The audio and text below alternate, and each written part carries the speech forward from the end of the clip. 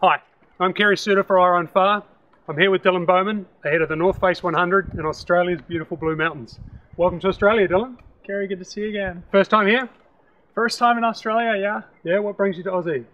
Well, I had such a good time down in your neck of the woods in February at Tarawera. I figured I'd come and check out the other kind of noteworthy race here in the region. I'd heard really good things about the race from friends who I trust, like Jorge, who ran it last year, Jorge Maravilla. Ryan Sands had great things to say about it. And I've been in touch with Brendan Davies and things as well. So I think it's a race that suits me. It's obviously a world-class event. It brought out a lot of good competition. So from that perspective, it's attractive in a lot of ways. So you've had a few days sort of kicking around Sydney and now up here at Katoomba. Tell me about your experience in Australia so far. So I got in really early on Sunday morning. I spent a couple days in Sydney, bounced around there, caught up with some friends and family that I have, which was great. But, you know, it honestly reminds me a lot of where I live in San Francisco, at least the Sydney region specifically, just because you're on the water and there's a bay, and some bridges, and, you know, similar climate. So it reminded me a lot of home. It was cool to be in the city. Got up here to the Blue Mountains yesterday, and from what we saw this morning, it's been gorgeous, and I'm looking forward to seeing a lot more of it on Saturday. Yeah, so you've had a quick look at some of the course, and you've been out on the trail and had a little bit of a look around. What are your thoughts? Well, the section that we ran this morning was a lot slower than really I anticipated the course being, and in looking at the course profile, I was kind of surprised at what the times usually are, or what it takes usually to contend for the win here. But I understand why that is now after seeing a bit of the course today. Lots of steep staircases down, steep staircases up, and then that section of single track that we ran, which was mighty technical.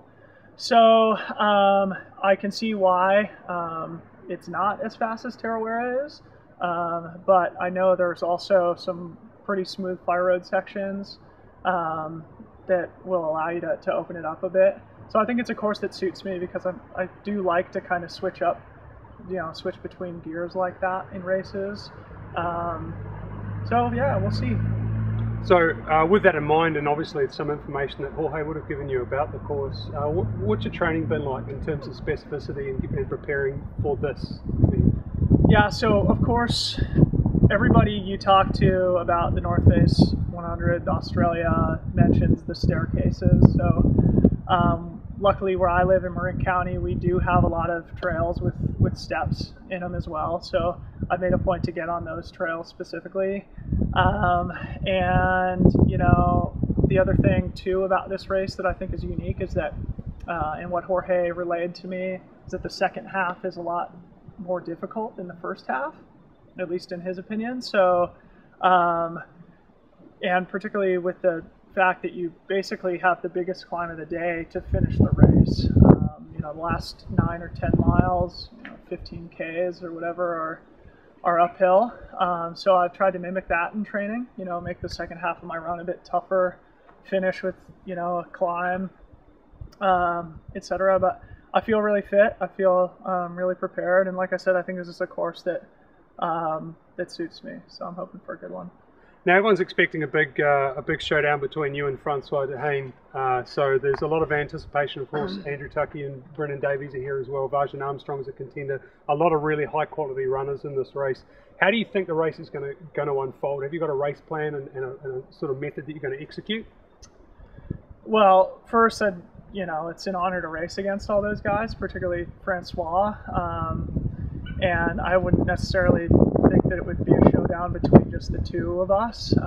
You know, all those names you mentioned, of course, Julien Choyer as well from France is a world-class runner. And he always, you know, prepares really well. So I would expect him to have a great day. I would expect it to go out fairly quick, just because it's a, you know, fairly competitive field. I typically will wait until at least halfway to do anything that would, you know, look like a move. You know, I usually will bide my time until somewhat in the mix from the beginning, so I won't be too far back from the lead, I don't anticipate. So yeah, we'll see how it plays out, but I wouldn't expect to be in the lead early. Now there's a lot of requirement in this race to carry a lot of compulsory gear. Obviously the Australian wilderness is a pretty dangerous place. Tell me a little bit about some of the gear you bring into the race and how you manage to keep your weights down and those sorts of things. Yeah, so obviously the North Face has outfitted me with everything that I need to satisfy the compulsory gear requirement. So I'll be carrying the storm stow, jacket and pants, assuming we need to carry the waterproof pants. I'll be carrying obviously the base layers as well from the North Face. And one of the things I'm really excited about is I just got a new pair of the next generation of the long haul short that the North Face makes, which is a totally redone version of something that's been a staple of their run line for a long time. It's got a lot of pockets. It's really cool piece of running apparel that I'm excited to use during the race.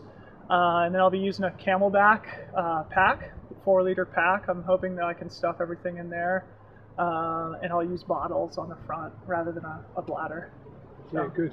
Now, a lot of people have different reasons to come to trail running, and I always want to understand someone's motivation. What is it they love about being part of the sport and partaking in this adventure? Tell me about your journey with ultra running. Yeah, well, for me, I've always been an athlete, and so, you know, obviously I am attracted to the fact that I get to come to places like this and meet up with people who have become friends like yourself and other runners in the race.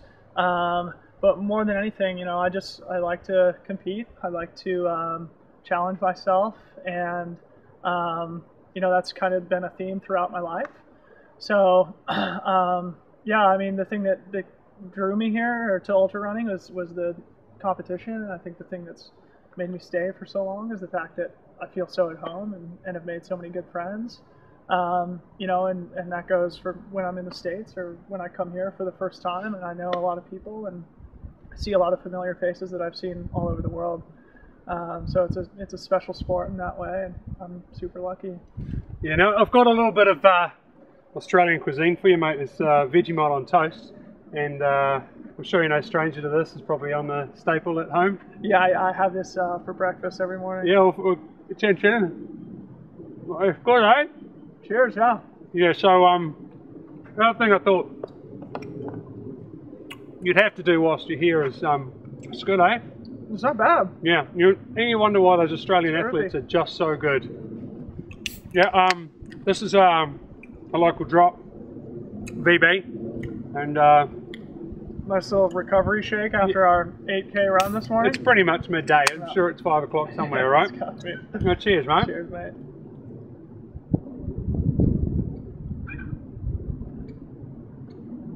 That's some quality living, eh? Glorious. Doesn't get any better than this.